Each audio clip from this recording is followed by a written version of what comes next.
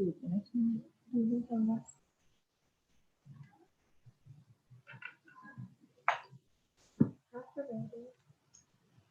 دوسته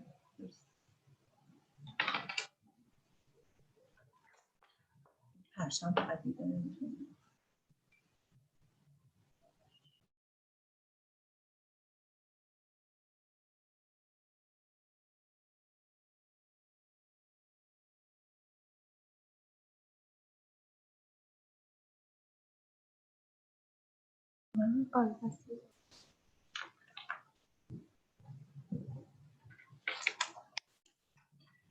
Good morning, good afternoon, welcome everyone. Thank you for joining today's webinar on functional food diabetes and metabolic disorders. My name is Nazli Namazi. I'm assistant professor at Diabetes Research Center affiliated to Tehran University of Medical Sciences. I do appreciate Endocrinology and Metabolism Research Institute and Vice Chancellor for International Affairs of Tehran University of Medical Sciences for giving us this opportunity to hold this international meeting.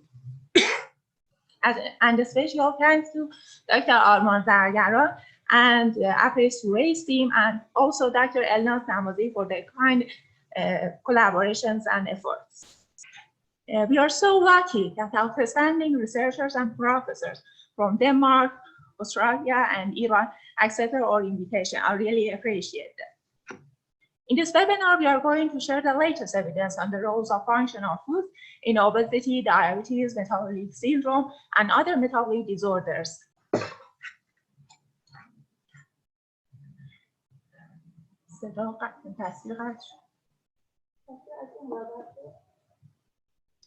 The first presentation is on nutraceutical foods in obesity and post-management of cancer that Dr. Dilip Ghosh from Western Sydney University will talk about. Dr. Ghosh is PhD in biomedical science and he has received his postdoc from Tufts University. He is now an adjunct industry fellow at NICM House Research Institute, Western Sydney University. He's an international speaker, facilitator, and professionally associated with NutriConnect and Trigonella Lab at Western Sydney University. He has published more than 100 papers and several books in the field of nutraceutical foods and related topics. If you have any questions at any point of the presentation, you can type your questions in the chat box. We will have Q&A after each presentation. Good afternoon, Dr. Ghosh. Nice to see you. Hello. Hi. We are looking forward to your great presentation. Okay. So I am pulling up my presentation.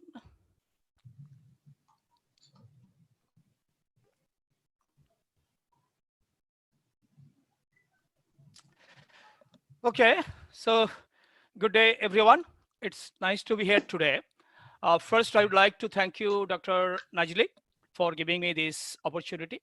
I think it's a wonderful platform, the metabolic disorder. As you know, obesity is a significant international public health epidemic with major significance on the comorbidity and mortality. And I will show you some statistics, some data also. You can see how dangerous this epidemic. So according to WHO, that published in 2016, more than 2 billion people are overweight. At more than 650 million people, they are obese. That means their BMI is over 30 BMI. I think we have a couple of treatment or surgery option, but we need to go beyond this clinical application, the clinical treatment, and I will give you some example, and I will give you some of our own research also in this area.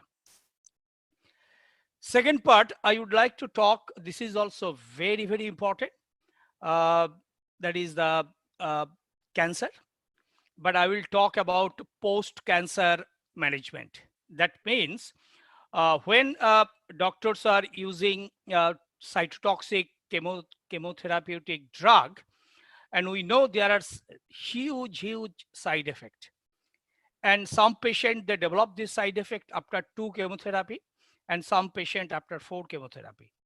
And how we can manage this post-cancer, that all these side effects, and how we develop a add-on therapy. That means we can reduce the cytotoxic drug with the natural product. So I will give you some example also. So this is my first slide, a disclaimer. The information I am providing here is gathered and summarized from many sources. Every endeavor is made to ensure accuracy.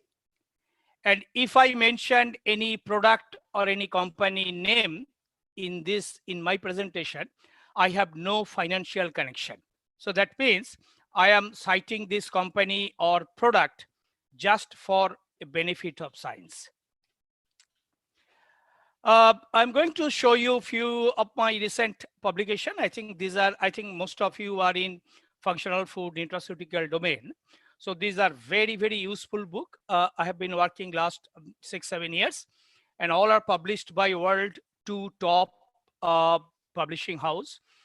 One is the CRC Press, the Taylor and Francis Group, and another is the Elsevier Academic Press Group. You can see the innovation, commercialization, clinical aspect, biotechnology, and that book, The Pharmaceutical to Nutraceutical, how the entire industry moving from illness to wellness. That means sick to wellness. So that means that book is on about that. That book just published last year. It is all about natural medicine, that is clinical efficacy, safety, and quality. This book just published 2 weeks before, Nutraceuticals in Brain Health and Beyond. So when we say beyond, that means when we talk about brain health, we generally talk about cognition and memory. But brain health is beyond the cognition and memory. So we have neurodegenerative disease like Alzheimer, Parkinson disease. We have autism, we have brain trauma. So how you can manage all this brain health, extended brain health through nutraceutical, it just published by 2 weeks before by Academic Press. So obesity, as I mentioned, obesity is one of the leading risk factor for premature death. It was linked to the 4.7 million death globally just in 1 year in 2017. 8% of the global death, that is a staggering number. 8% of the global death were attributed to obesity in 2017. 13% of the adults in the world are obese, 13%. 39% of adults are overweight. Almost half of the world population, that is overweight. And 1 in 5 children and adolescents globally are overweight. This is more concern, the child obesity or kids obesity. We have to think heavily on this area. You can see 8% of the global death are from the obesity, and you can see less than 5%, that is YOLO, that is very less, and 20%, more than 20%, that is the deep blue. You can see there are mostly most of the country in the world, that is 10 to 20% death rate. So what about Iran? We can see it is not good. It is, I think, really bad. 13% share of death attributed to obesity, that is 1990 to 207, that is the Iran. You can see the steep growth. It is nearly 14% in Iran. So what is the solution? You can see there are definitely the physical activity is one of the most important thing. if you do a lot of physical activity, you can arrest or you can check this obesity. Psychosocial thing, medication, definitely there are many drug or bariatric surgery also. Patient are using this one. But today we are all talking about the nutrition. How you can not only the management, but in some cases you can treat these obesity related disease like the type 2 diabetes or cardiovascular disease. These are all comorbidity of obesity. So what is obesity? In biological terms, obesity is the result of an imbalance between energy input, that means how much food you are taking, and energy expenditure. So that is imbalance between the energy intake and expenditure. This is very simple. So these are the symptoms. If you have 3 or more of these following findings, that means you are obese.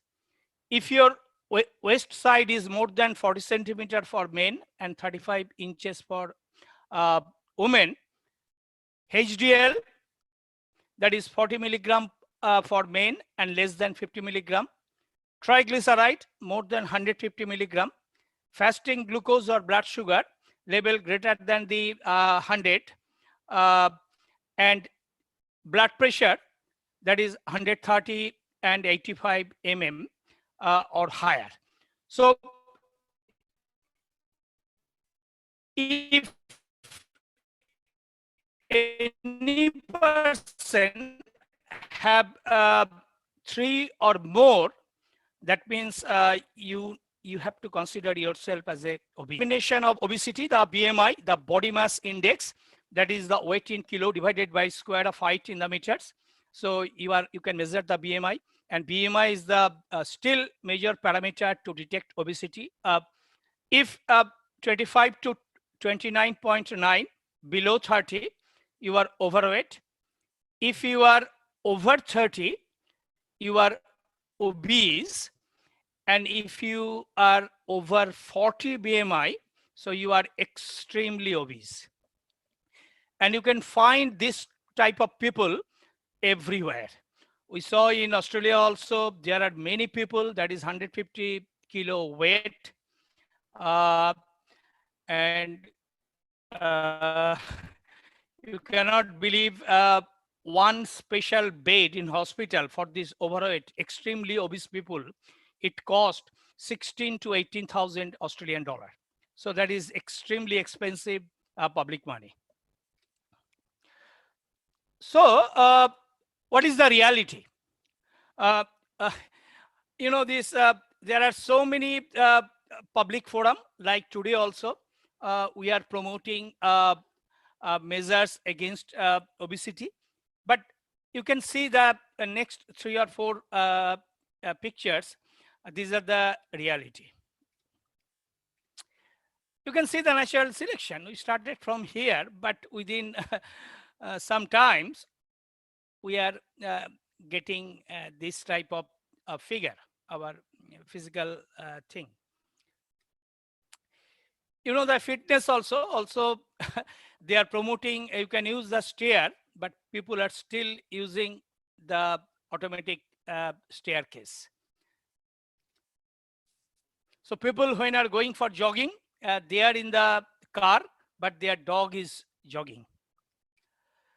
So after a short visit in America, you know, this Michelangelo's David, when they returned to Europe, and America, you know, it is the most obesogenic environment, a lot of junk food and less physical activity. So the Michelangelo's David, when returned to Europe, he looks like this. So fat is good for business. If you go any Western country like USA also, every that motorway exit, you can see all these big banner, Burger King, Taco Bell, Wendy's, McDonald's. So these are all fatty food, but they are doing good business also. So if you see, that is the energy cost and food cost also. Typical cost for 100 kilocalorie for selected food. So from the bottom, oily fish, lean chicken, lean beef, salad, peas, cabbage, these are all very expensive. So for 100 kilocalorie, you have to spend sometimes $3, $3.75. But those are rubbish food like pork sausages, beef burgers, French fries, potato snacks. You can see they are very, very cheap. Sometimes no price also. It's almost free. So that's why the energy density versus energy cost. If you see here, all these things, oil, shortening, margarine, sugar, butter, peanuts, chocolate, they have high energy density, but they are cheap here. But those are strawberry, lettuce, fresh vegetable, frozen fish. These are less energy density, but these are very, very expensive. So that means there is a reverse relationship. There are some good drugs. Also, there are a lot of side effects also of this drug. Maybe some of you already heard that tesofensine, fluoxetine, orlistat, that is one of the most prescribed drug, and fenfluramine. Some, they have a very good study, 15, 14, 11 clinical trials, and they are working.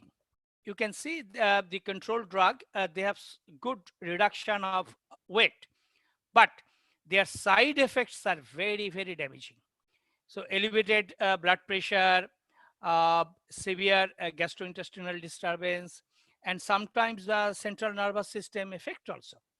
And some drug, the anti-diabetic drug, mainly metformin also, they have some anti-obesity effect. So now, today we are talking about the natural product or natural medicine.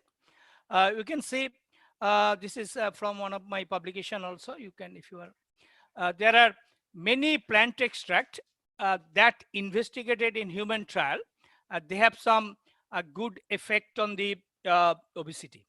I am not going through each and everything because the nut, shell, leaves, fruits, different types of fruits you can see, some aerial parts of a plant, uh, beans, leaves, husk.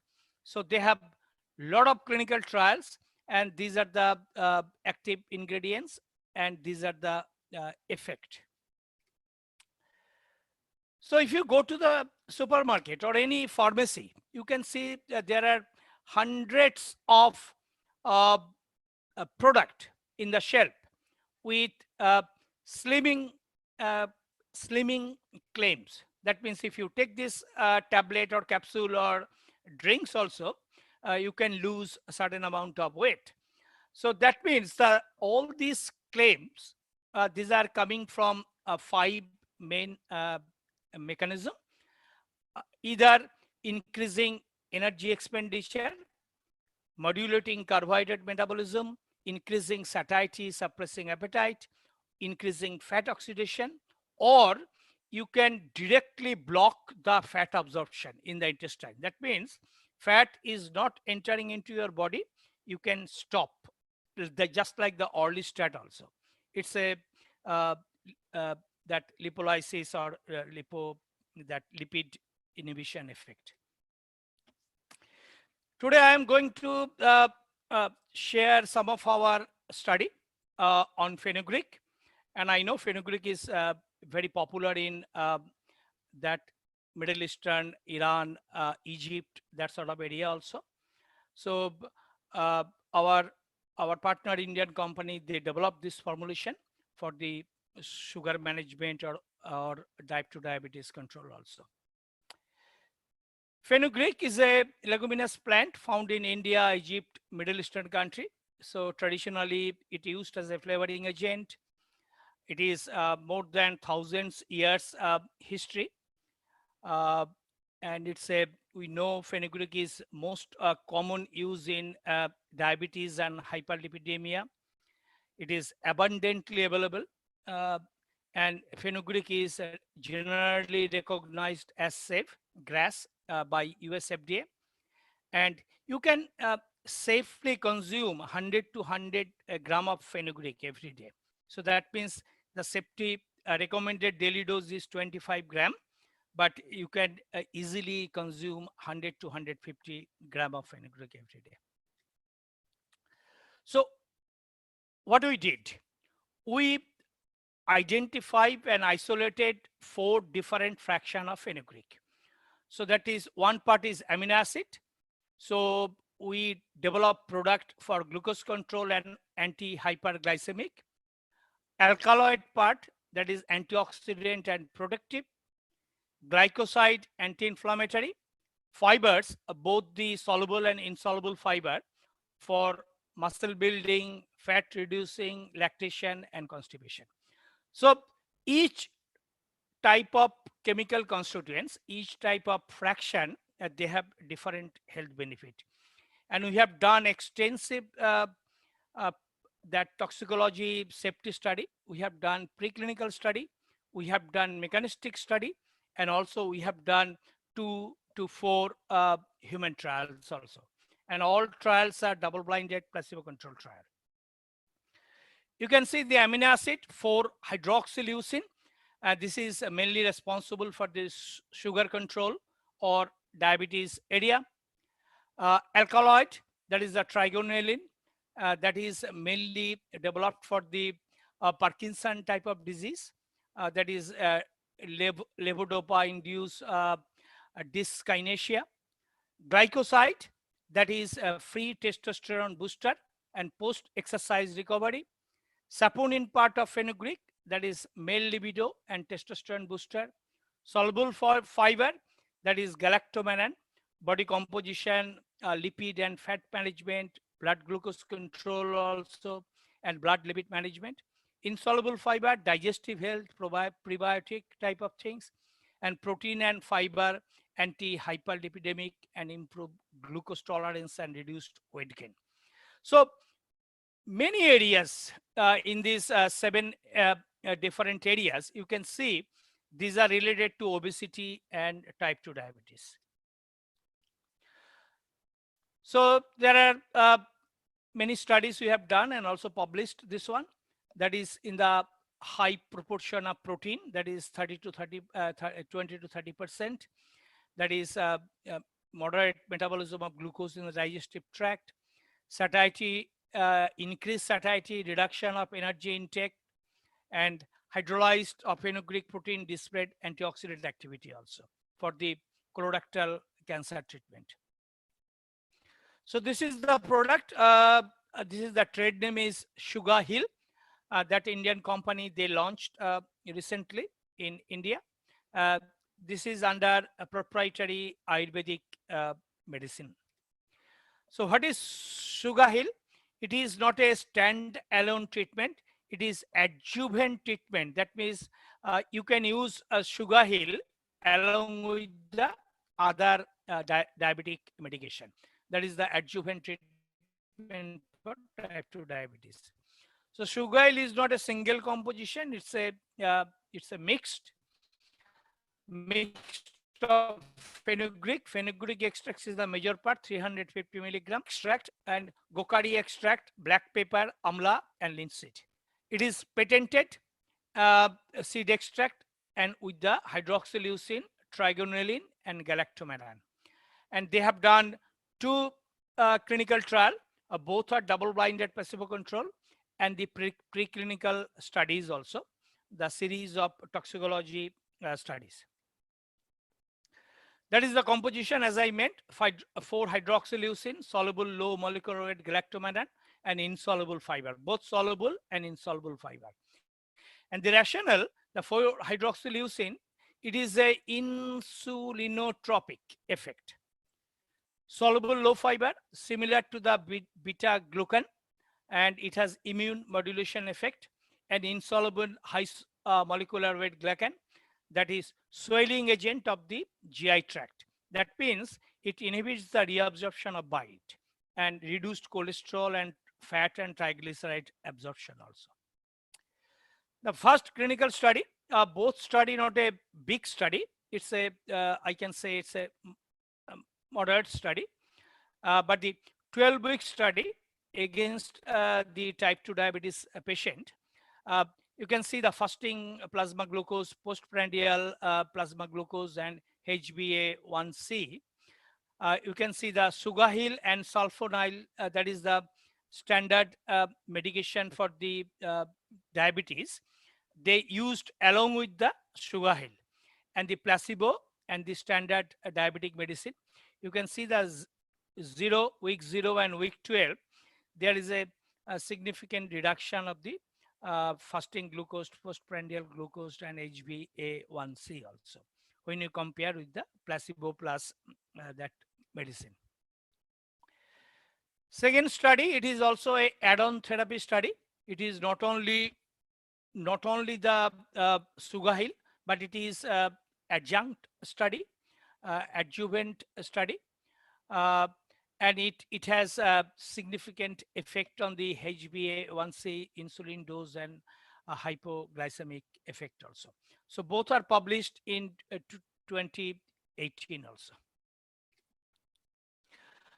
So last few years, I have done some academic exercise also. You can see some of my publication. This is the book, Obesity, Epidemiology, Pathophysiology, Prevention. That is polyphenols from the fruits and vegetable in weight management, obesity control, the great obesity debate, nature versus nurture, and does natural and proven weight management exist also. Now I will go to the next part of my presentation. As you know, there are around the world, even Harvard Medical School also, they used all these traditional medicine, whether it is a Chinese traditional medicine or Indian traditional medicine, just to for the cancer patient after chemotherapy to reduce the side effect of the cytotoxic drug.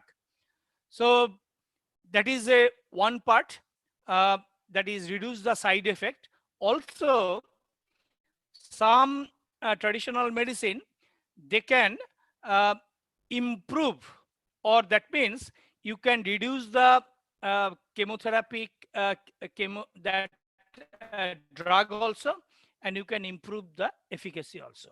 So that cinnamon, it is also a very common to you, and you can see also that is the one very recent review article, therapeutic potential of medicinal plant indicated by the Brazilian in treating the collateral effect induced by the chemotherapy. So that I will tell you the collateral effect induced by chemotherapy and how you can prevent this by cinnamon. You can see the compound, these are all synthetic compound, cytotoxic drug used as a chemotherapeutic drug.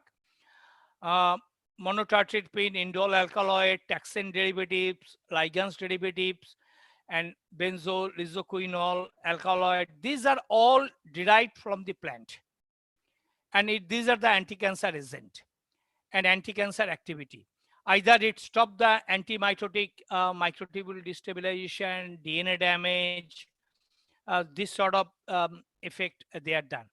And some, we know the artemisinin, berberine, curcumin, these are all have immunostimulatory effect, and ultimately they have some immunostimulation means you can engage more T cell, B cell, and you have gained some your immunity also.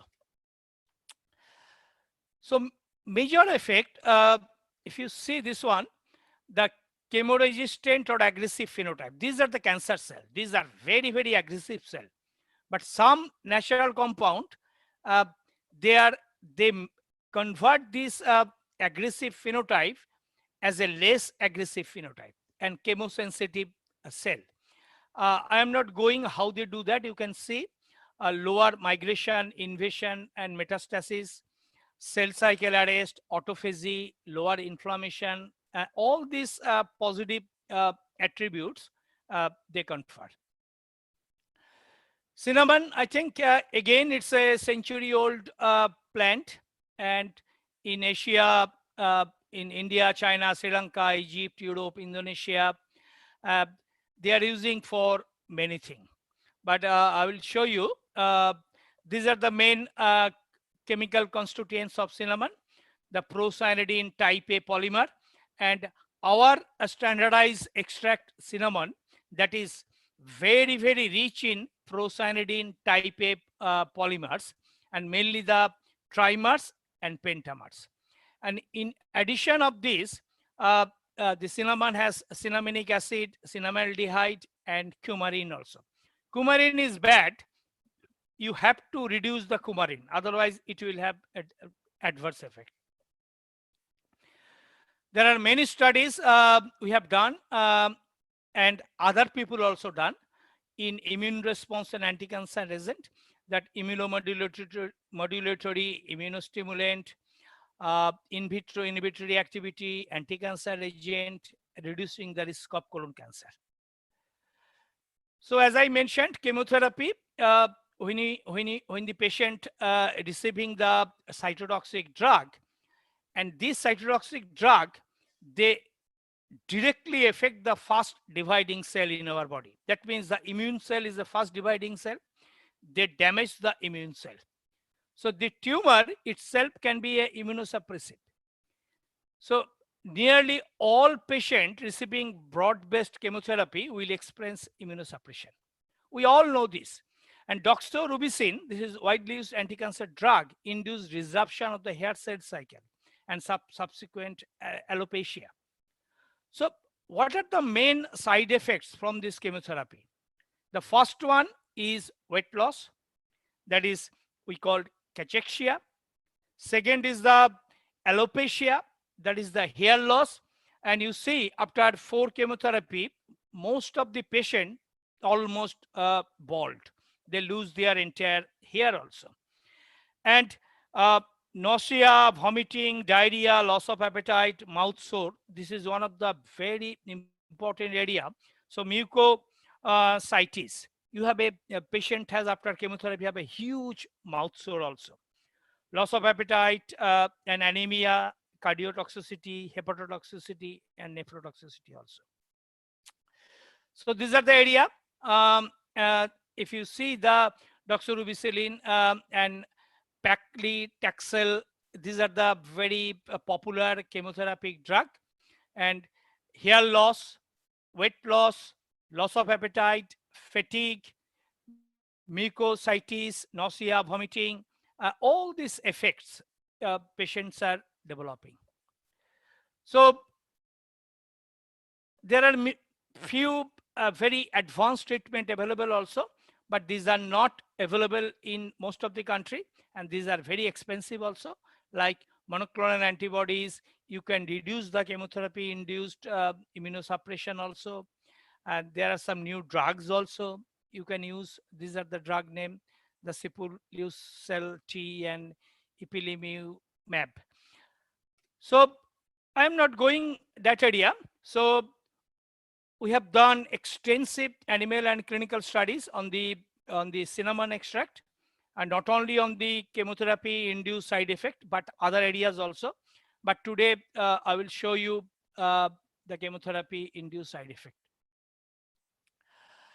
This is the first study we have done, 34 patient, also small patient, but it's a double-blinded placebo-controlled trial.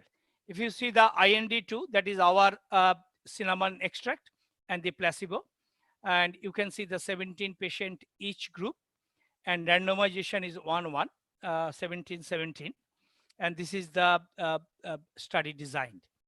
It is a 84 days total study. This is a double-blind placebo-control, 34 female, that 400 milligram of cinnamon extract, that is IND2, and the placebo thrice daily for 3 months. And you can see the treatment group and placebo group. That is the you can see the weight loss, that is a very significant reduction of weight loss. First visit, you can see the placebo and the treatment group.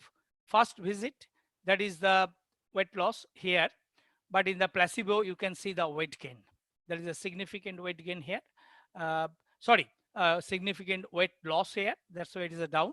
But in treatment group, there is a significant weight gain also. So in the hair density, we have using the Tricos scan method. That is the world most accepted method.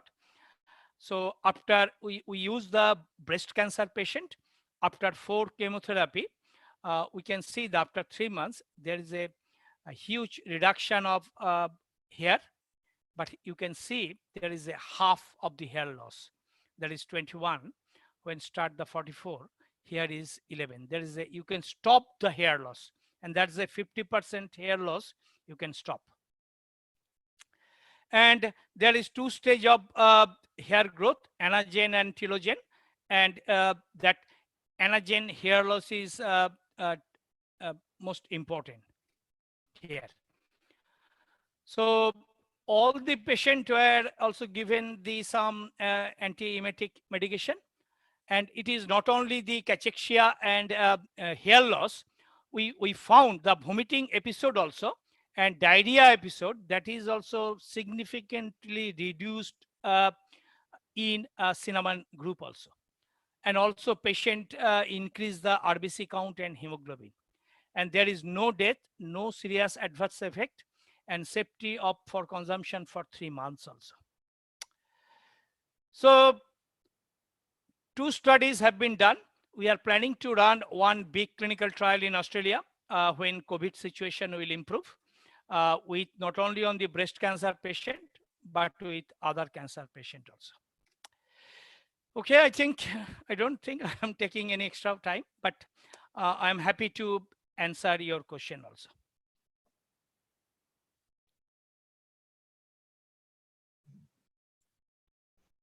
Thank you very much, Dr. Dilip. It was so interesting. I personally enjoyed it. Let me check the chat box for any questions.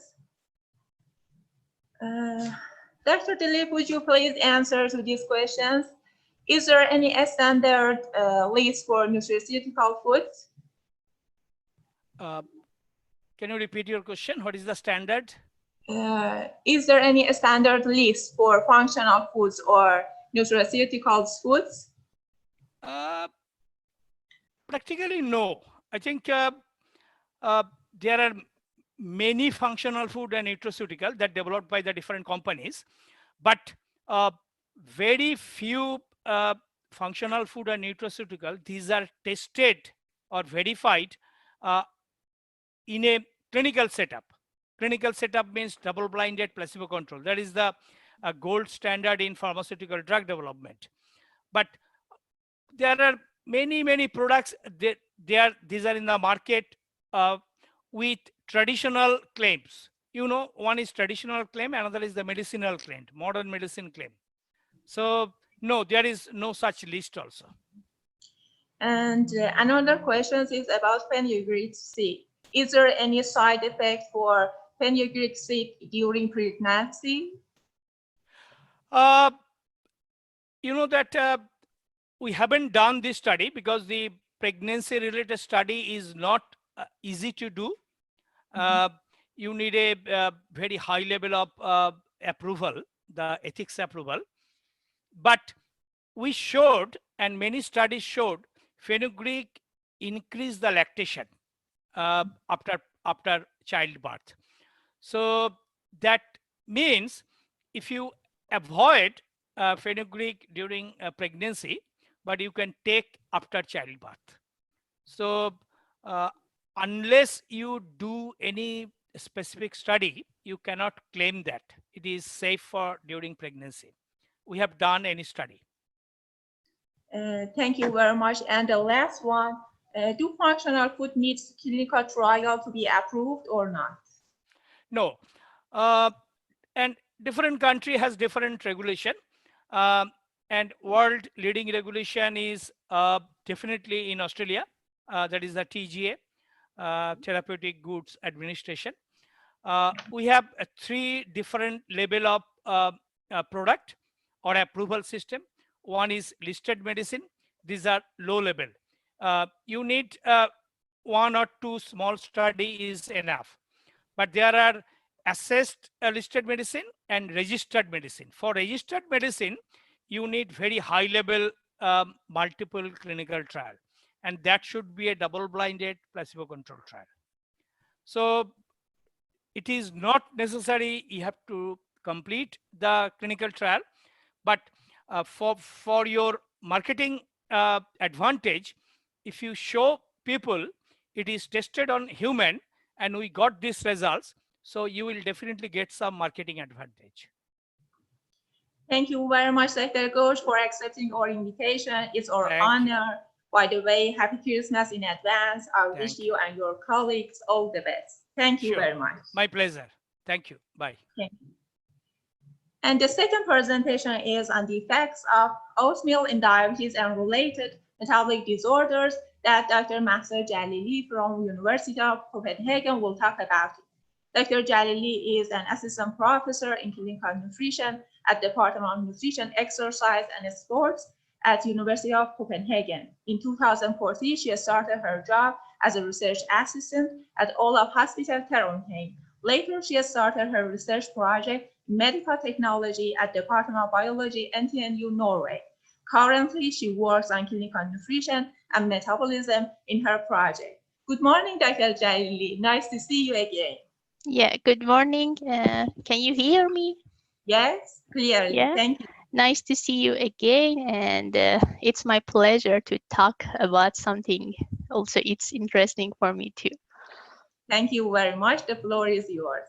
Yeah, thank you.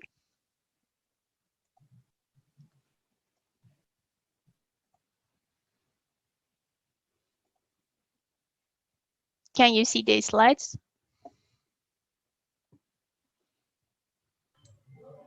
Yes, we can. Okay, good.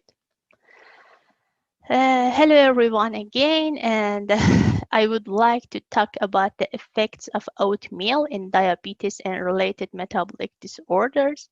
Of course, it's a short introduction about this topic, but I'm happy to talk about some important factors that are important to prevent and treat diabetes, especially type 2 diabetes.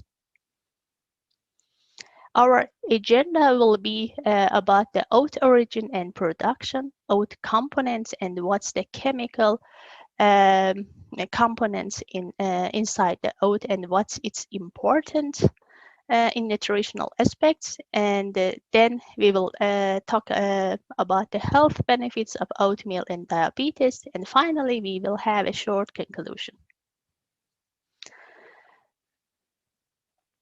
What about the oat origin and history? Of course, we know it's one of the familiar grains and cereals in the history, and there are some evidence about the wild oats. Of course, we know the scientific name of this wild oat is Avena israelis, and it's one type of the common oats now we have in our food industry. And the scientists, the archaeologists found some evidence about the use of this oat, the wild oat, in the Grotto Pagliacci cave in the southeast part of the Italy 32,000 years ago, according to one study of one famous archaeologist. And then we know about two common types of oats, of course. It's Avena byzantina, a winter oat, and also the spring oat or Avena sativa. And the winter oat is very common in the northern countries because of the cold climate. For centuries, it has been used as a livestock feed.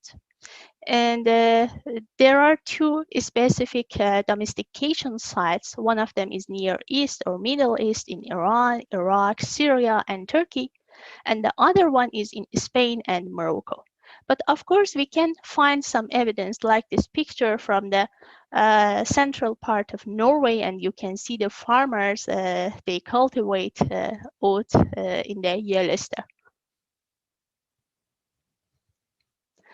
The processing and milling of oat is very important. And during the centuries and years, you can see they have different processing procedures for the oats. And as you can see here, first, it's very important to have grading and very special storage for the oat. It should be dry and also very cold without any contaminants from the humidity. And later, it's very important to have it for the kilning and process the specific parts of the oats. And then later, according to the type of the product, they have oat bran or the still cut oats, oat flakes, and whole oat flour.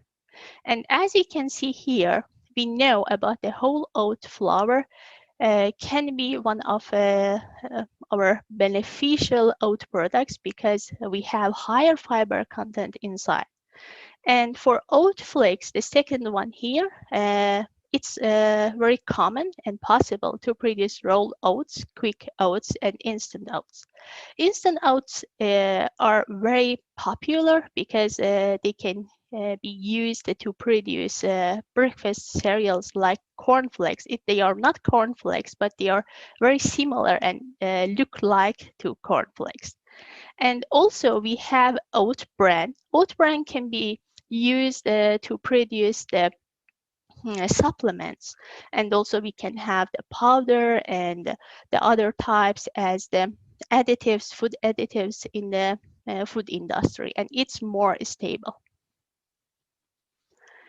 About the popularity of oat-based foods, I can mention the most common types. One of the common types is cold cereals, and as you can see, it's very common to use it in addition to milk or yogurt or the other dairy products. And the second type is as snack bar, chocolate bar, or some energy bars, or maybe sport bars. So it's very important and very popular in the society, especially in the Western society, where it's very common to have these cereals and grains. And the third one can be sweet biscuits and cookies. Of course, we have the other types of these oat-based foods, but we should know what's the need in our society, and then we should tailor these food products for our society. And one of the important points for these oat products, they are cheap. They can be industrial based or they can be farm based. So it's come to the society and of course to the health ministry to think about what's the most important action for the society. As I mentioned, of course, it's very important to use it as the cereals and in breakfast, and or also it can be with snacks. And it's very low in anti-nutritional factors, especially phytate. It's very important to have low phytate rate in most of the grains and cereals. And we know most of the cereals and grains, they are high in soluble fiber. But the type of fiber in oat is very important because it's higher in soluble fiber. The type of starch in oats is somehow different from the other type of cereals because it's rich in amylose. And 75% of protein is in the form of globulins. 2 to 12% of content is as monounsaturated fatty acids and polyunsaturated fatty acids.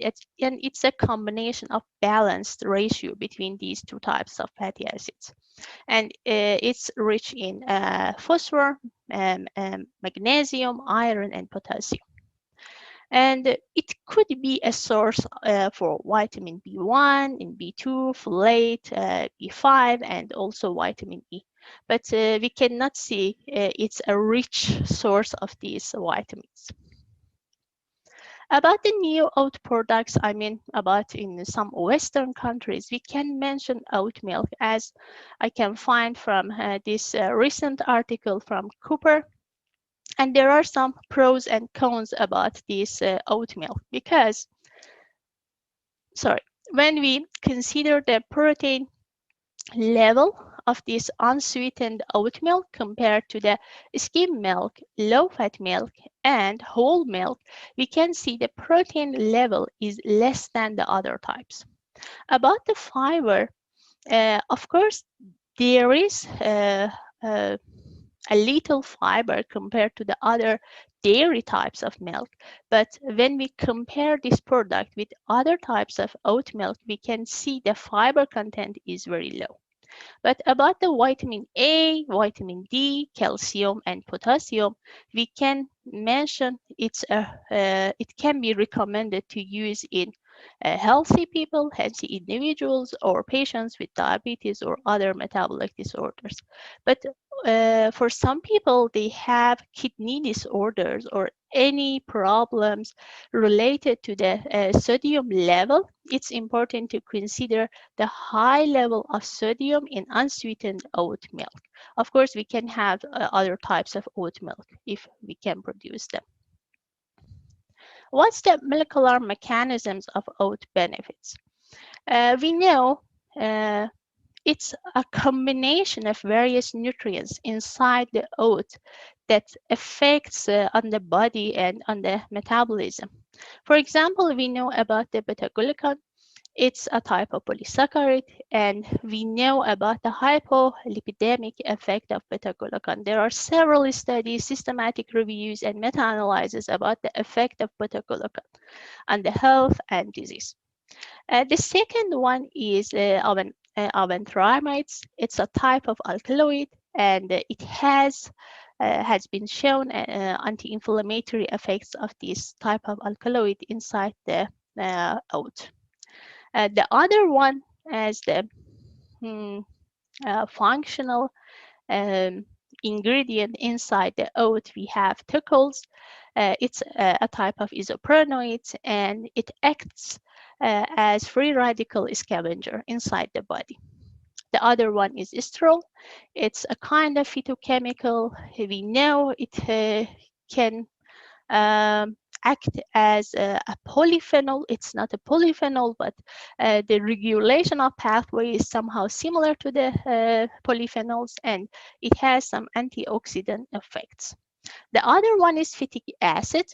Of course, it can be used as a free metal chelator. It's very common ingredient and component in the pharmaceutical companies to use as free metal chelator, but also the free type of this phytic acid can be detrimental for the body. And the last one, but not the least one, is avenacosides. It's a type of glucosides, and it's a apoptose stimulator. As we know, especially from the recent molecular biology papers, we know apoptosis, it's a kind of treatment or prevention of most of metabolic disorders in the body. So if we have a kind of functional food or ingredient, it can stimulate apoptosis, not necrosis or not necroptosis. It's very important to have a natural apoptosis procedure. Then we can see the beneficial effect of that nutrient. As I mentioned, oat beta-glucan is one of the most important factors inside the oat ingredients, and the regular intake of oat beta-glucan can improve the glycemic control in the body, fasting plasma glucose, and glycosylated hemoglobin A1C. Especially about the hemoglobin A1C, there is strong evidence from the systematic reviews and also meta-analyses. I will mention briefly about beta-glucan because previously I mentioned a bit. Of course, we know it's a very common polysaccharide in most of the grains, and there is antioxidant properties, as I mentioned, as the different mechanism as antioxidant, and it can affect as the antimicrobial and also inhibits pathogen growth in the body. and its hypoglycemic, hypercholesterolemic, and also anti-tumor effects. For the beta-glucans, we can see the different aspects of the effects, but one of the important one in the type 2 diabetic patient is the increased level of short-chain fatty acids. The other one is reduced level of LDL blood glucose. Also about the antioxidant properties, we can see the effect on reduction of reactive oxygen species. And for the hypoglycemic properties, it's important to reduce insulin secretion, accompanying with the reduction of blood glucose. And we can see these two effects together as the effect of beta-glucan. And one of the important effects of beta-glucan and also maybe the other ingredients inside the oats can be the immunomodulatory effect of beta-glucans, as it can activate the nuclear factor kappa beta pathway or induce the tumor cell apoptosis, or it could be used as a factor to reduce angiogenesis in the body. About the health benefits of oat in chronic disease, it's important to mention about glycemic control, cardiovascular diseases, and hyperlipidemia, especially LDL and total cholesterol. There is evidence about that one. And the last one can be gastrointestinal disorders and microbiota dysbiosis. As we know, it's very recent idea to see the detailed effect of gut microbiota and what happens inside the gastrointestinal tract, and what's the effect of nutrients and functional food on the gut microbiota, and then later on the chronic diseases. So it could be a challenging topic for the future research. Of course, you know about the diabetes. I wanted to just skip this slide. One of the important diets and one of the important slides for me I wanted to mention in this short talk is a Haferkur diet or oat bran diet. It's not a recent diet. Of course, we know it has been established in about 100 years ago. It's Dr. Norden's diet. It's a German diet, and oat-based hypocaloric and hypoglycemic diet. And we have 250 grams of oatmeal, 300 grams of butter, and 100 grams of albumin. Of course, it's the old version of this Haferkur diet. And the aim of this Haferkur diet is reduction of glucosuria and improve the weight gain in the diabetic people or any people with the hyperglycemia. About the modern Haferkur diet, I can mention it's with reduced animal protein and increased oat amount. The duration is 1 to 4 weeks and longer duration compared to the old Haferkur diet.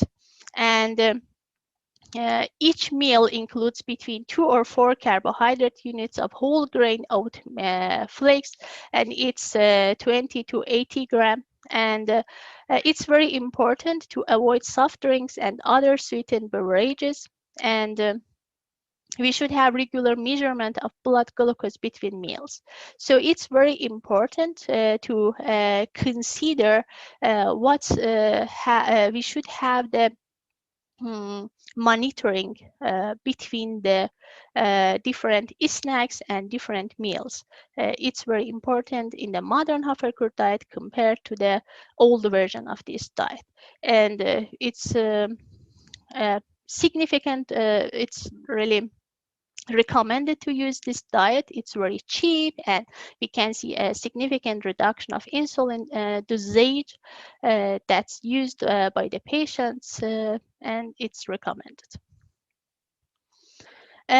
One reason we can recommend oat and oat-based products is a calorie restriction, and it helps to reduce obesity in type 2 diabetes. Reduction of body weight can change the trend of diabetes in the people. And oatmeal-based diets have approximately 800 to 1,400 kilocalorie per day because they are rich in fiber and they help to reduce appetite in the people.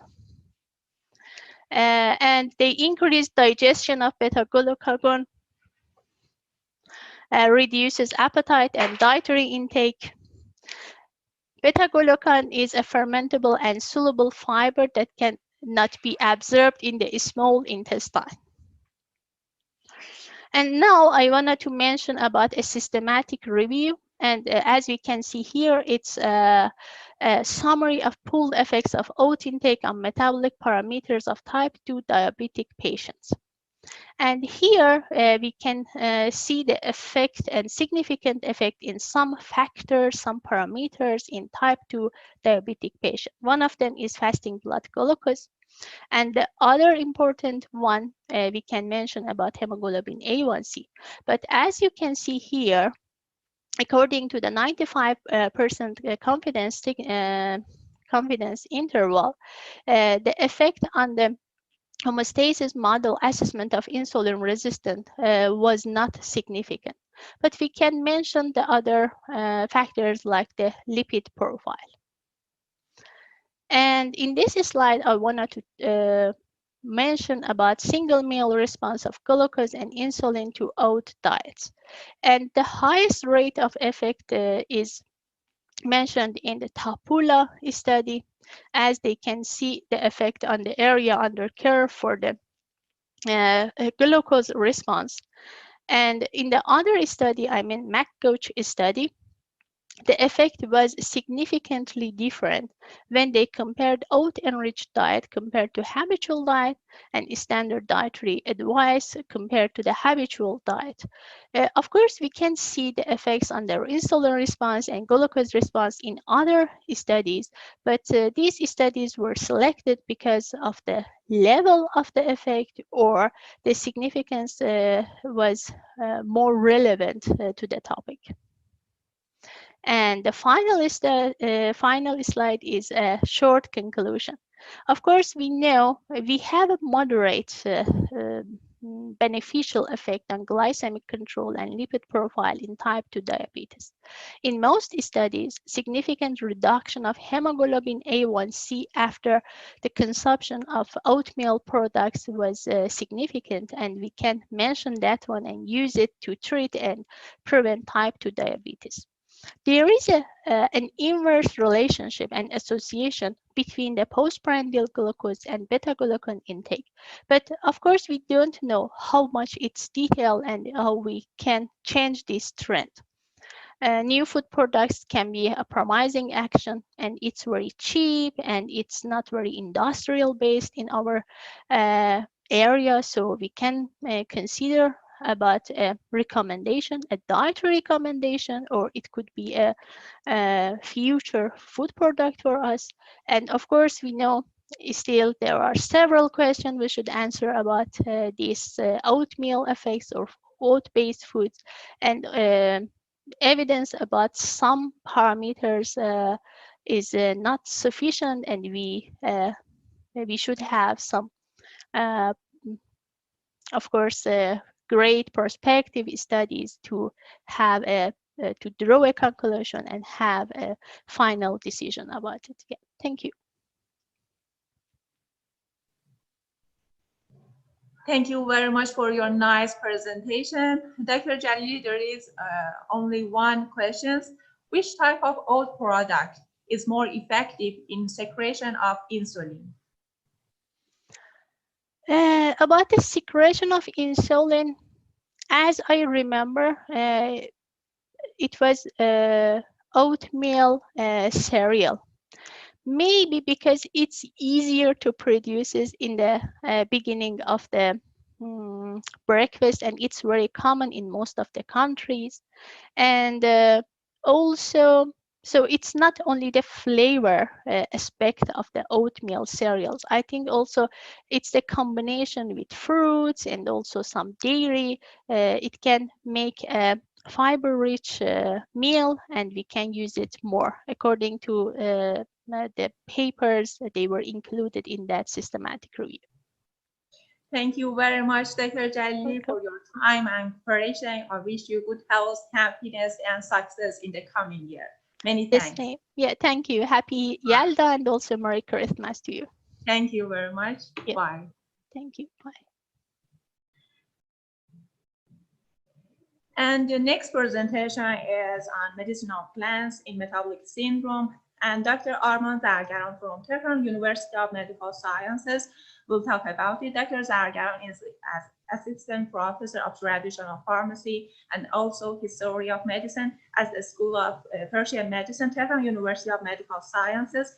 He is vice for public relations in vice chancellor of international affairs at Tehran University of Medical Sciences. As well as this, he is vice for international affairs, Office of Persian and Complementary Medicine at Iranian Ministry of Health. He has published more than 150 papers and he received several national and international scientific awards. Dr. Zargaran, the floor is yours.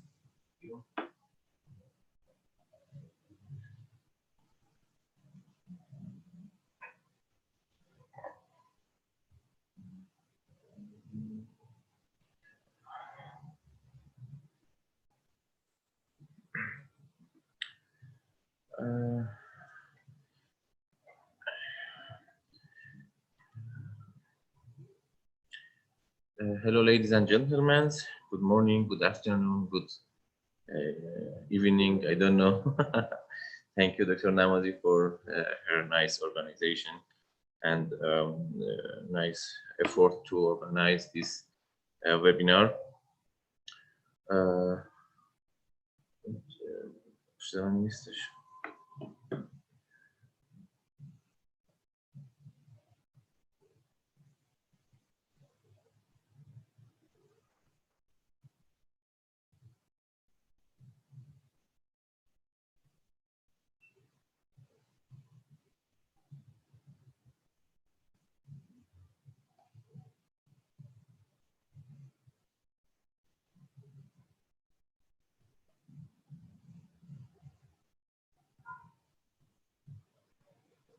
Okay, thank you. Okay, the topic of my presentation is about medicinal herbs or herbal medicines in metabolic syndrome, and we will talk about this subject in about 20 to 30 minutes. All of us know about what is metabolic syndrome, and I don't want to explain it, but we know that it involves multiple metabolic disorders and has a direct relationship with incidence of various heart diseases. Also, this is one of the major global health concerns. Therefore, because of the importance of this concern, and also because common treatments and managements are not complete treatments and not sufficient, and also there are many adverse effects for remedies in this regard. Therefore, new treatments are welcomed. Natural products are one of the sources to find new remedies, not only for metabolic syndrome, but in all fields and all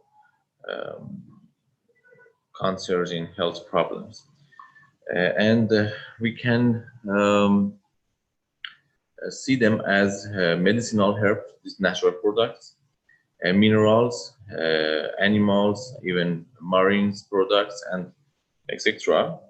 And also we can have some approach to this subject. We can use phytotherapy approach to them, with pharmacological approach, and also we can use traditional medicine approach based on traditional systems of medicine and historical texts like Chinese medicine, Persian medicine, Ayurveda, Unani medicine, and etc. And also we can have an integrative approach that WHO suggests this approach using both traditional thinking meets current investigations. Also, our administrations in this regard could be as raw materials and also traditional remedies, sometimes made by traditional healers and ethnopharmacological subjects and issues, and also as an industrial supplements or medicines, standardized and acceptable products in current pharmacy.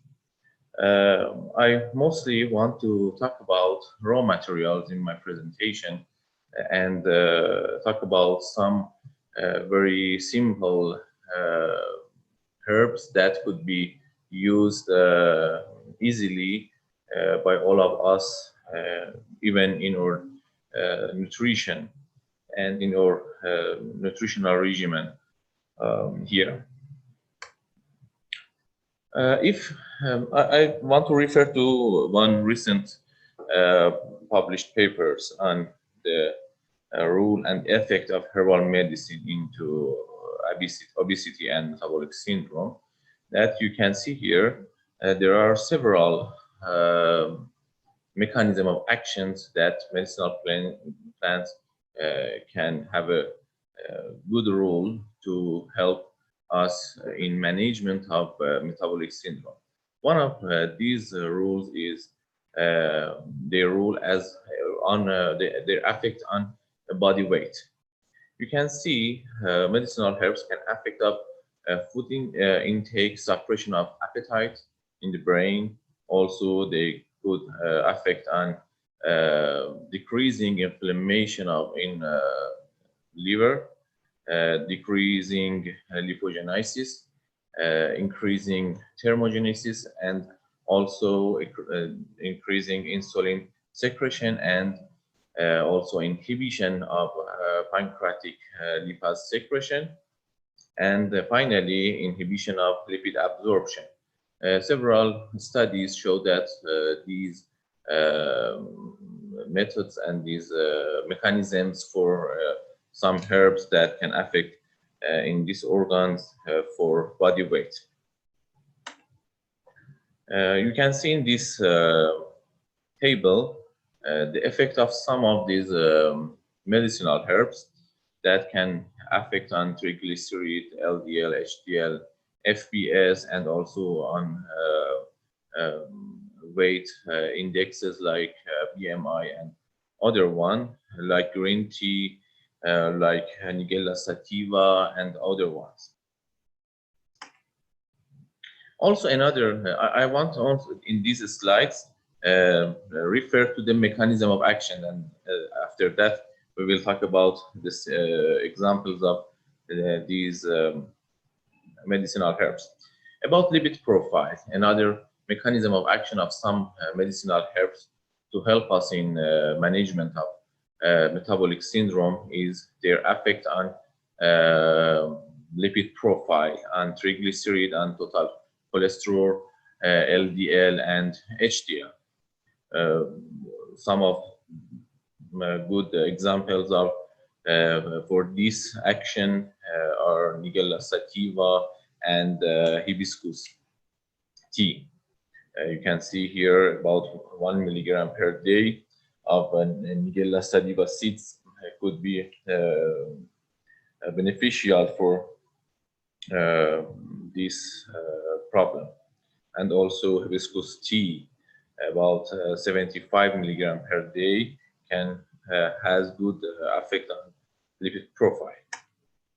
Also, the effect of these herbs on glycemic indices like FPS, like hemoglobin A1C, and increase the level of insulin secretion. That you can see some examples of herbs that would be beneficial for these issues.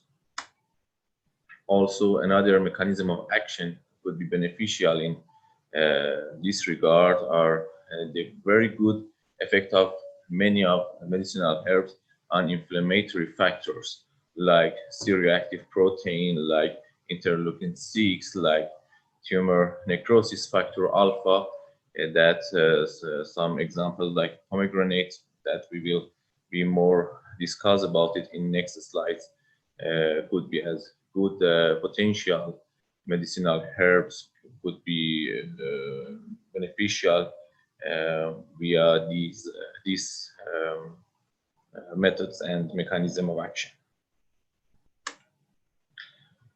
Okay, in the next slides, I want to introduce 5 simple herbs that could be beneficial for metabolic syndrome after we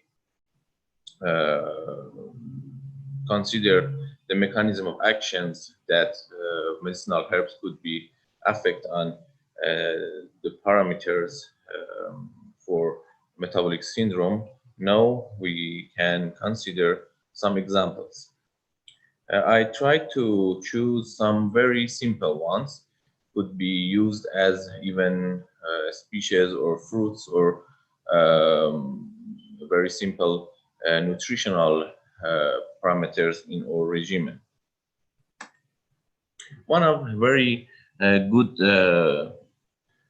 option and good example is saffron. Saffron is stigmas of crocus flowers with the scientific name of Crocus sativus. This very important plant contains some constituents like saffronal, like crocin, and like quercetin that you can see the molecular structures of them in this slide. Saffronal is volatile and other ones you can see here. They have very important biological activities in this herb, and as you see in this table, I refer to this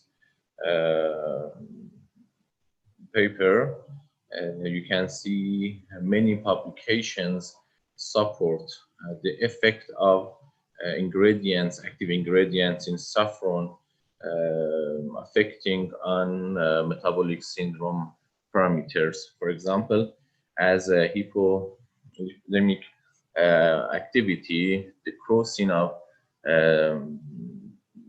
in saffron could affect on LDL, HDL, and triglyceride, and also other parameters you can see here.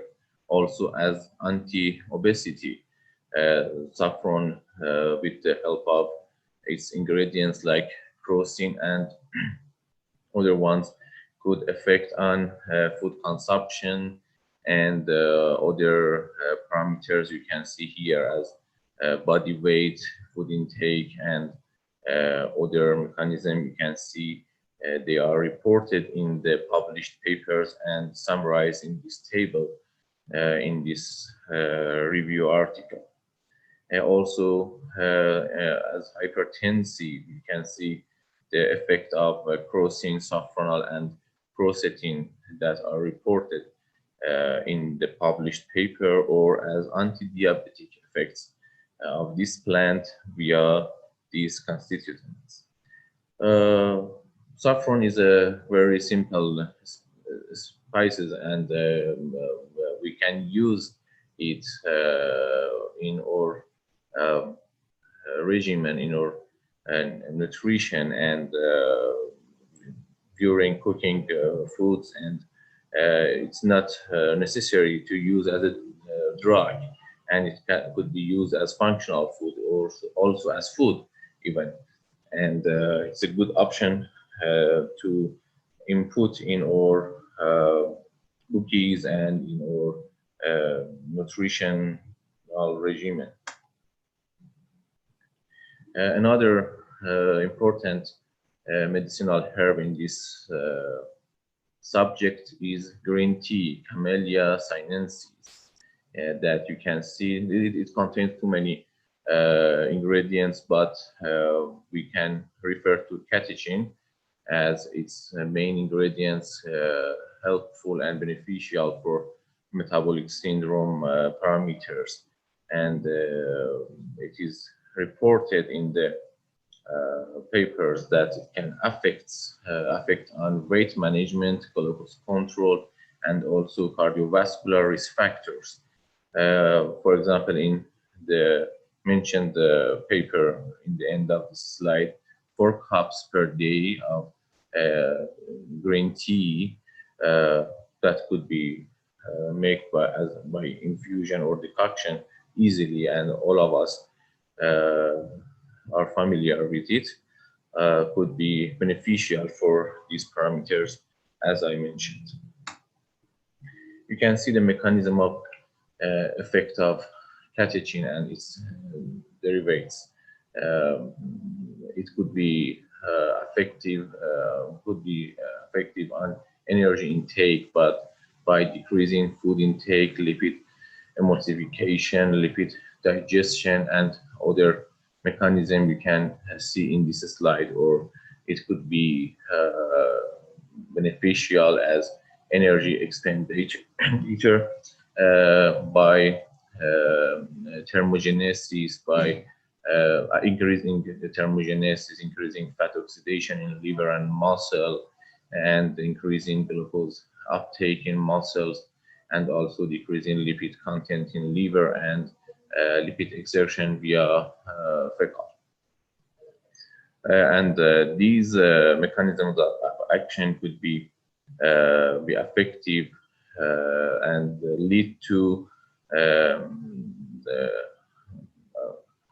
adipocytes and decreasing their size, numbers, and also tissue mass, and all of them could be beneficial to decrease obesity and also decrease diabetes and other parameters that you can see in this diagram.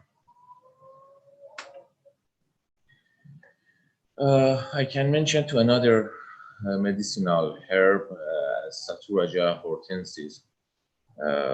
We call it in Persian marze.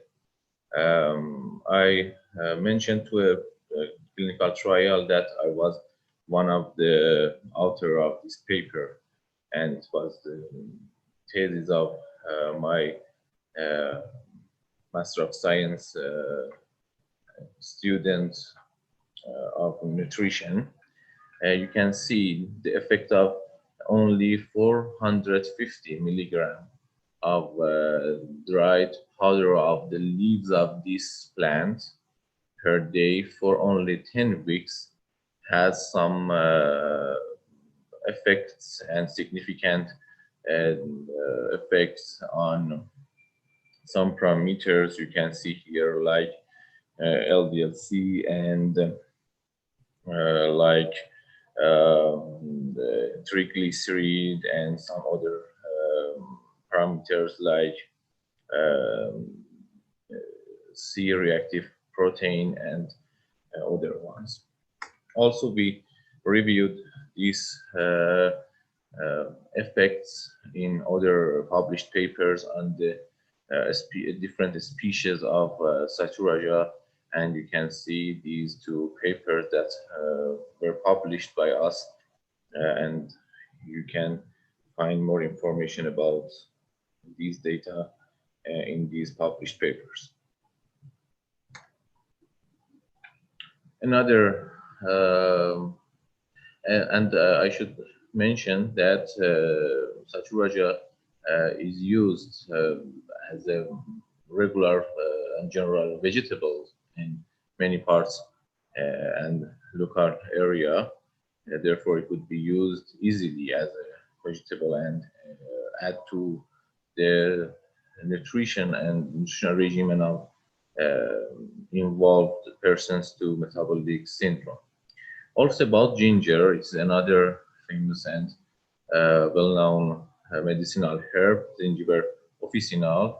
The reasons of this plant could be used for metabolic syndrome. The main ingredients of this plant is different types of gingerols, like 6 gingerol, and also the dehydrated form of gingerols that called as shugals are mainly contained in semi-dried and thermally treated gingers, could be used for metabolic syndrome.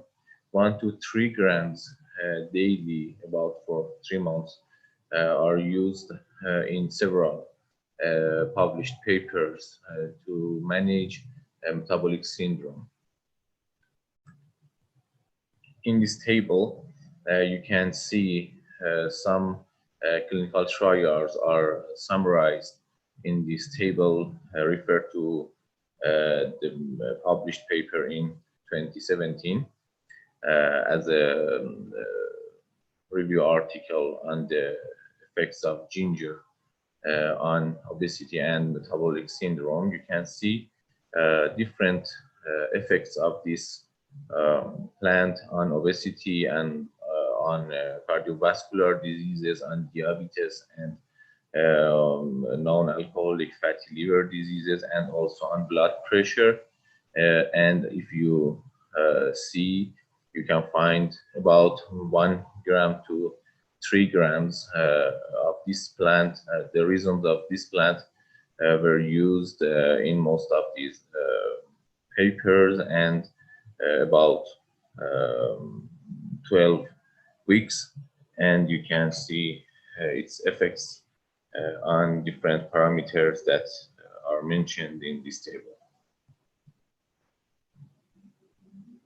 And there are some mechanism of actions that reported for active ingredients in ginger, the effects on glucose uptake, to decrease inflammation, to decrease hepatic lipogenesis, and also increase energy expenditure and decreasing adipogenesis. You can see here. And also in one recent systematic review published on ginger for healthcare in complementary therapies in medicine, it is concluded in the end of this paper that ginger is a promising herbal medicine for healthcare, which is beneficial for nausea and vomiting, metabolic syndrome, and pain.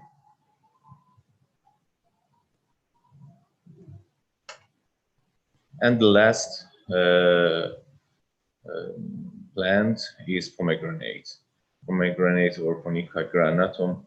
All parts of this fruit and this plant could be beneficial for metabolic syndrome, including peel, juice, seeds, and the flowers of this plant. And you can see the various types of ingredients in these parts. Because of a limiting of time, I do not explain about differentiations of these parts, but all of them could be beneficial for metabolic syndrome.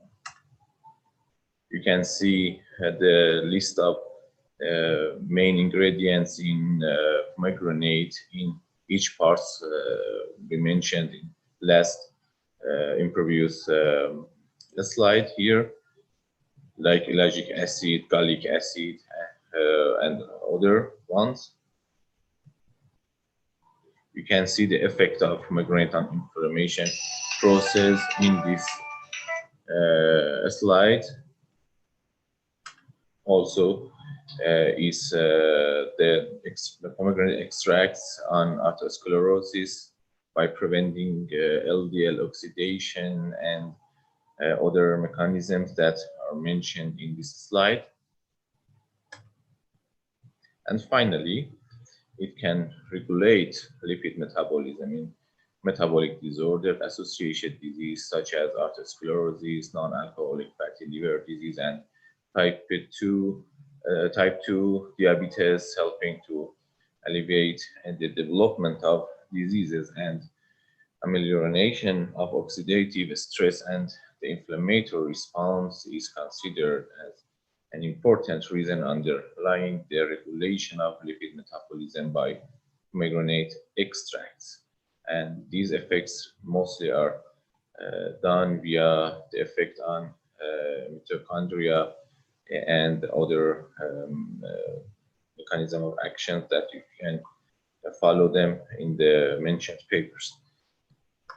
Thanks for your attention. I hope we could introduce some beneficial plants, simple plants that could be used as spices, as fruits, and very simple additive subjects to our nutrition, to nutritional regimen, and could be beneficial for metabolic syndrome for our patients.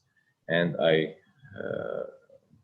finish my presentation by this beautiful photo of Persepolis in Fars province of Iran, dating back to 500 before the Christ, the great palace and capital of ancient Persia in Achaemenid Empire.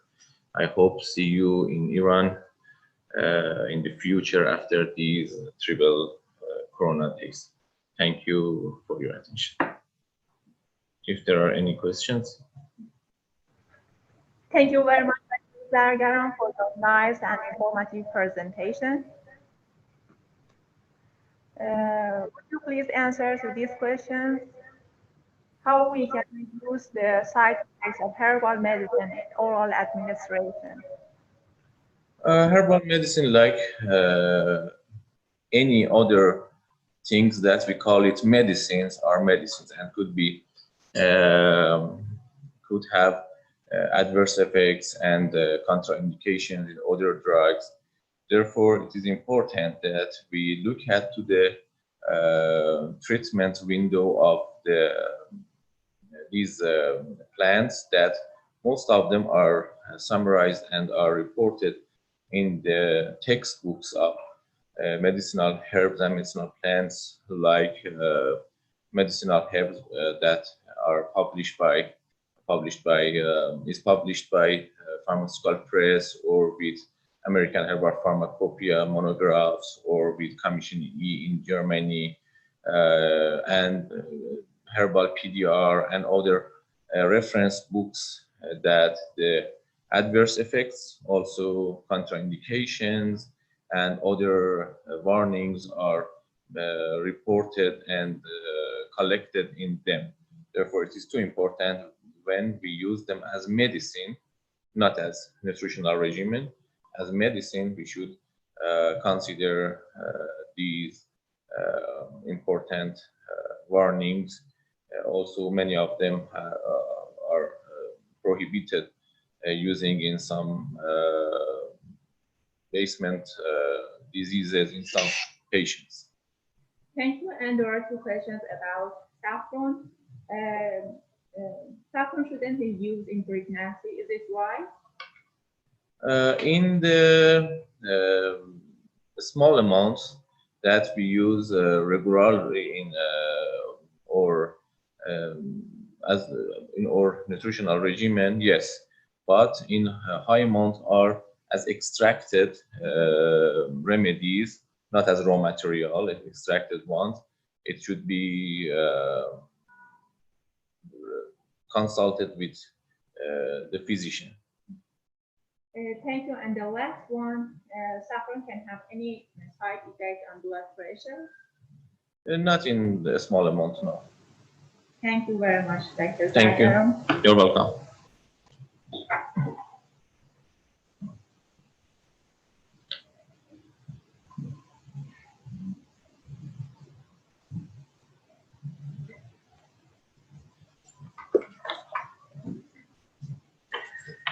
Last but certainly not least, Dr. Leila Azadbakh from Tehran University of Medical Sciences will talk about dietary patterns, reaching functional foods, and diabetes.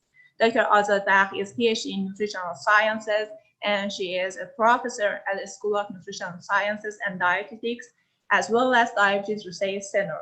Dr. Azadbakh is now the Vice Dean of Research Deputy in the School of Nutritional Sciences and Dietetics. She has published more than 300 papers in the field of nutrition, and mostly she focused on nutrition and non-communicable diseases in her research project. She is in the list of 1% scientists, and for several times she has awarded in well-known research festivals. Dr. Azadbakh, thank you for joining us. The floor is yours.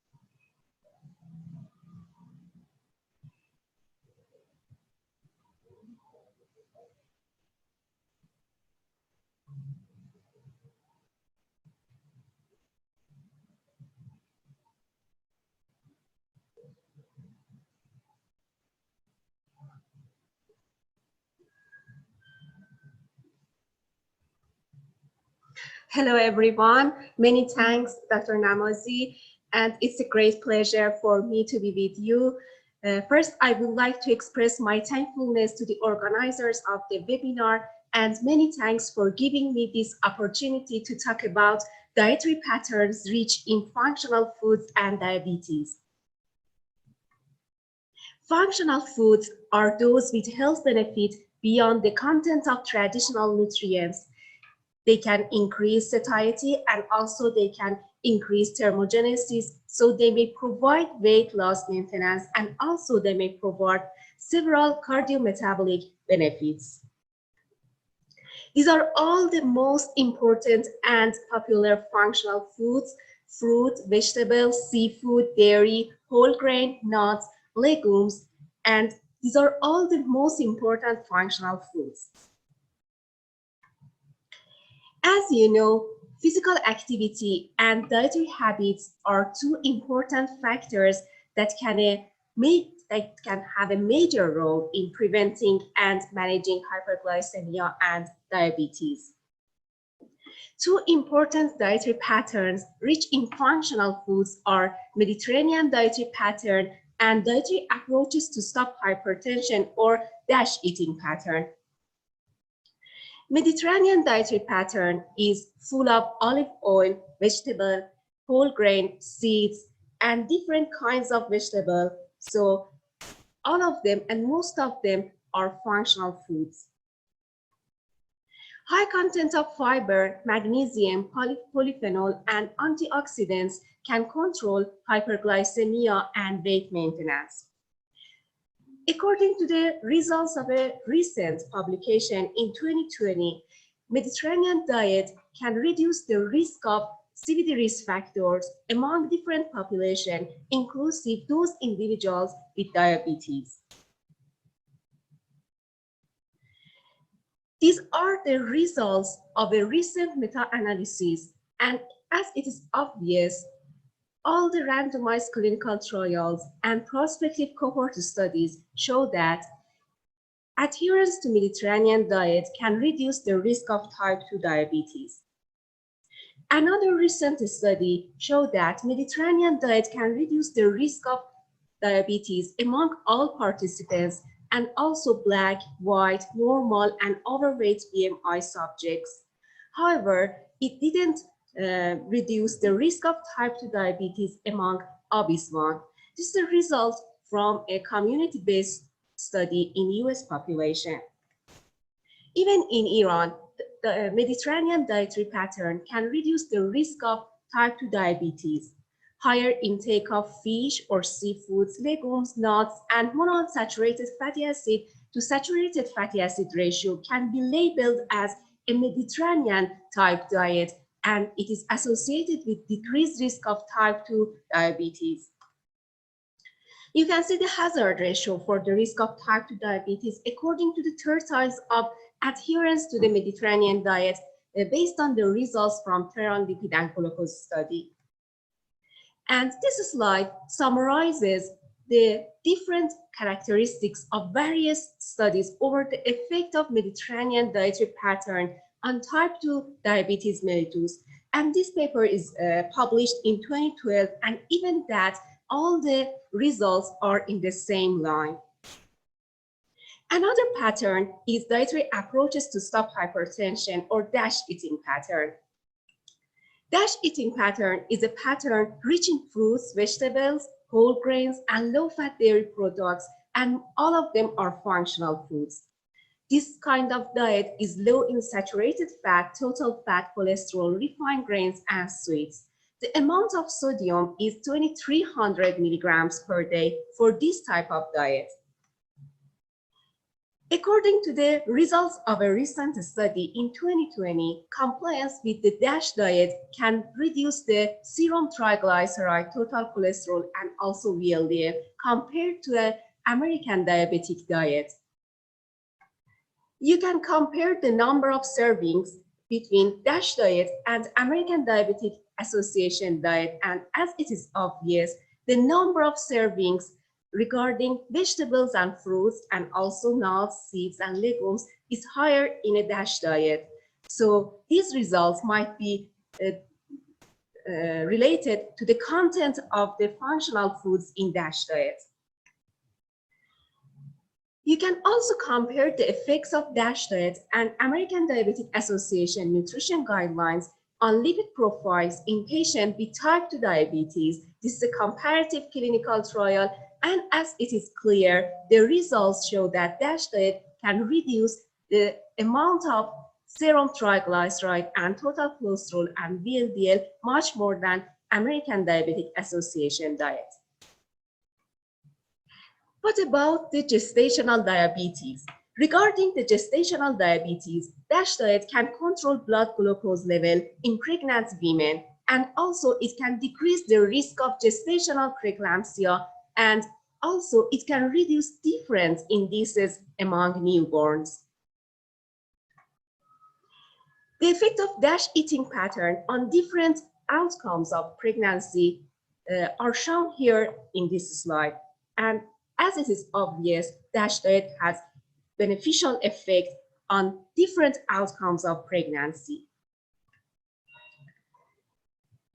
Based on a recent study regarding the association between adherence to the DASH and Mediterranean diet and risk of cardiovascular risk factors, as you see in this slide, DASH diet could reduce the serum fibrinogen and also hsCRP and insulin levels, and also it can reduce diastolic blood pressure. What about Mediterranean diet? Based on this study that is conducted among Iranian population, Mediterranean diet can reduce the risk of high diastolic blood pressure and also high amount of fibrinogen. There's a question regarding the quality indices of a DASH diet. What about the quality indices of a DASH diet? A recent study in Tehran showed that DASH diet is a high quality diet, and those who adhered more to the DASH diet had higher level of quality indices such as dietary diversity score and dietary energy density, and the ratio between dietary diversity score to dietary energy density, which is a good indice of diet quality.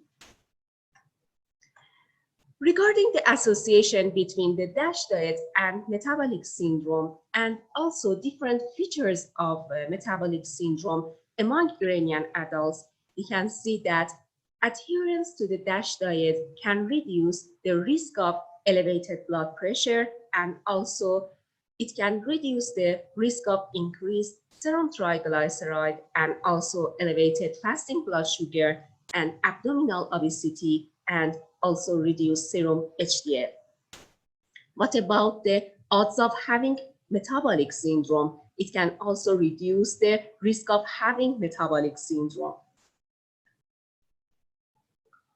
Again, based on another recent study, you can see the association between adherence to DASH diet and different metabolic disorders in Iranian adults. Also, DASH diet may lead to an improvement in insulin sensitivity independent of weight loss. And again, DASH may play an important role in glycemic control in long-term interventions. You can see the results of a meta-analysis regarding the effect of DASH diet on fasting blood glucose concentration using random effect model. There's another trial study regarding the effect of DASH diet on different features of metabolic syndrome. And as it is obvious, DASH diet in this type of clinical trial study could reduce the amount of triglyceride, fasting blood sugar, weight, and waist circumference. And the results between men and women were the same. Regarding gestational diabetes mellitus, greater adherence to DASH diet reduced the risk for gestational diabetes mellitus for 71%. And also participants in the highest tertile of the Mediterranean diet had 80% lower risk for gestational diabetes mellitus compared with those in the lowest tertile. Now at this time, I'm going to focus on a special functional food, which is a soy products. Soy products consumption is inversely associated with type 2 diabetes risk and also impaired fasting glucose. And consuming soy products may decrease the risk of diabetes and also impaired fasting glucose. As it is obvious in this slide, the odds ratio for having type 2 diabetes is different from those who consume soy products daily or weekly or monthly. A recent publication regarding the effect of soy nut consumption on serum total antioxidants, endothelial function, and cardiovascular risk factors in patients with type 2 diabetes show that consuming 60 grams soy nut for 8 weeks could reduce fasting blood glucose, total serum cholesterol, LDL, and E-selectin. However, it can increase the different markers of antioxidant capacity. What about the systolic or diastolic blood pressure? Based on this study, soy nut consumption didn't have any significant effect on systolic or diastolic blood pressure. These are the results regarding the comparison between soy nut consumption and the control diet.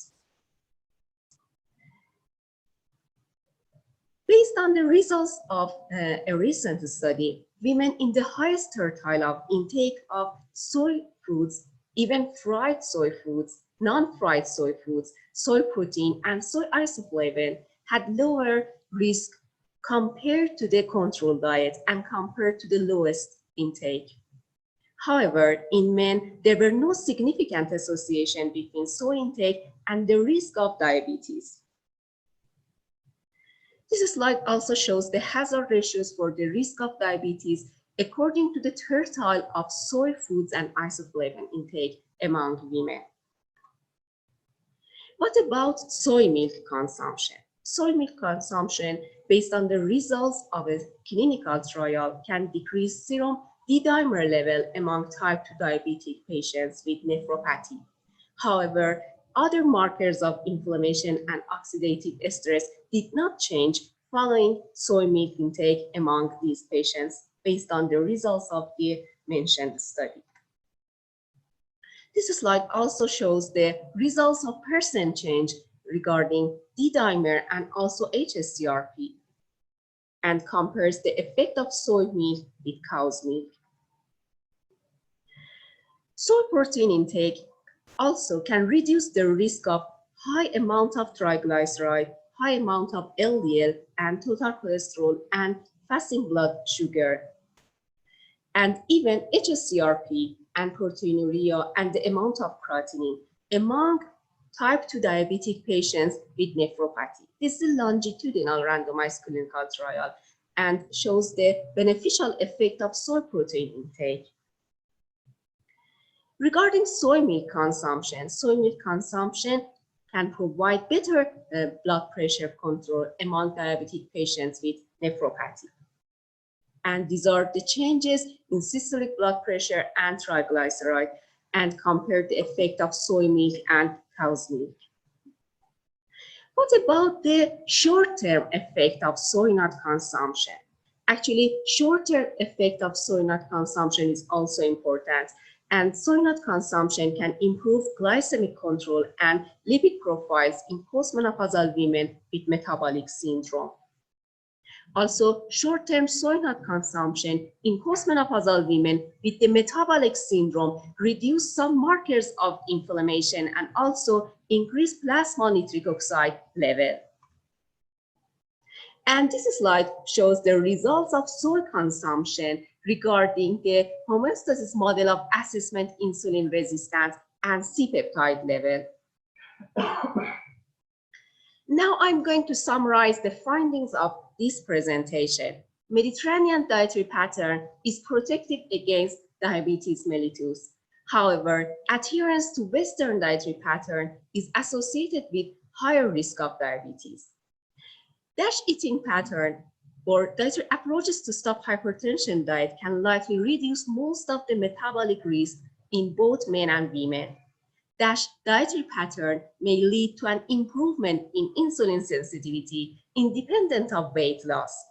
DASH diet may play an important role in glycemic control, even based on the results of longitudinal and long-term trials. Short-term soy nut consumption reduces some markers of inflammation, and also it has improved effect on oxidative level. Short-term soy nut consumption improves glycemic control and also lipid profiles in postmenopausal women with the metabolic syndrome. Adherence to either the DASH or Mediterranean diet is associated with the decreased risk of gestational diabetes mellitus.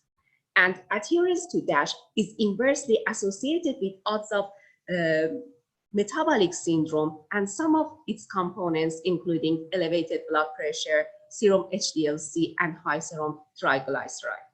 Thank you very much for your attention.